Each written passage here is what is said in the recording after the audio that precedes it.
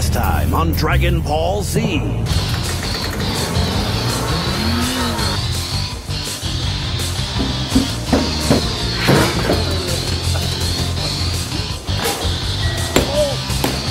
There you go.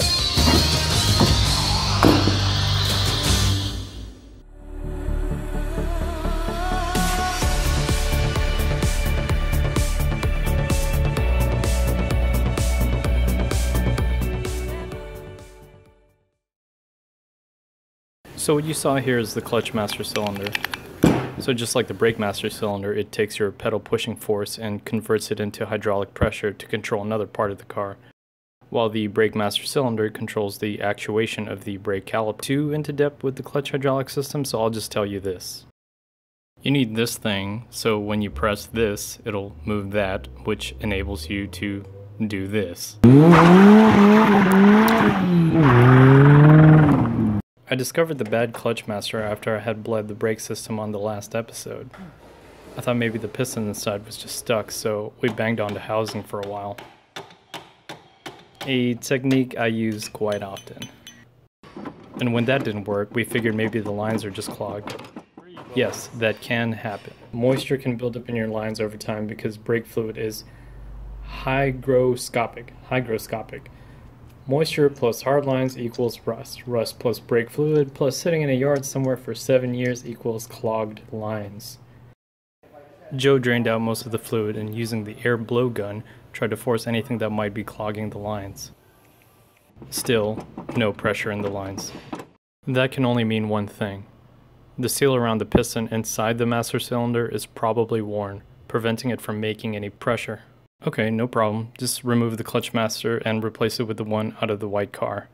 I know that one ran in the last year. Holy shit, was this thing a pain in the ass to remove. There's two nuts that holds this thing to the firewall.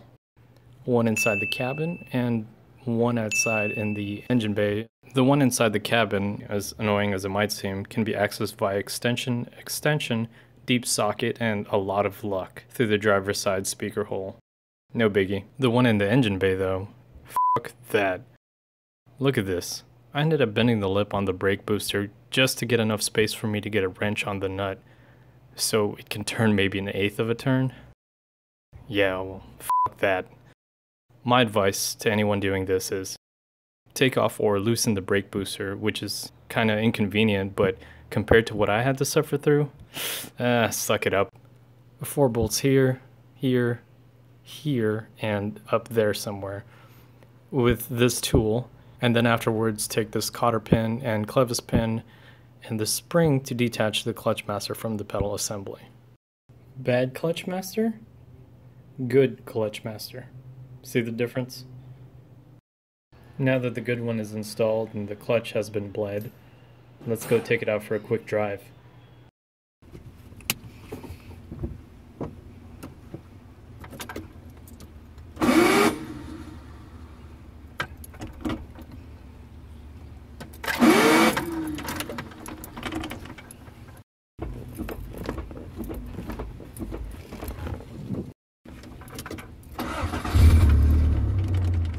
I seriously need to fix that.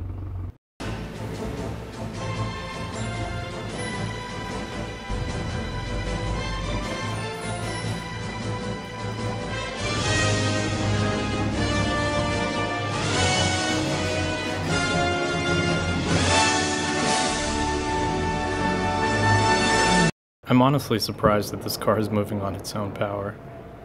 I'm even more surprised about how I haven't driven an 86 in almost a decade, but yet it feels so natural driving this thing. A couple mental notes about the car though. Rear shocks are blown. I can hear all the bushings creaking about.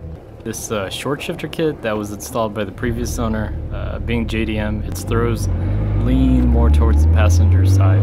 It's slightly annoying. Fan wasn't running. I hardwired it to the battery just temporarily, just for this drive.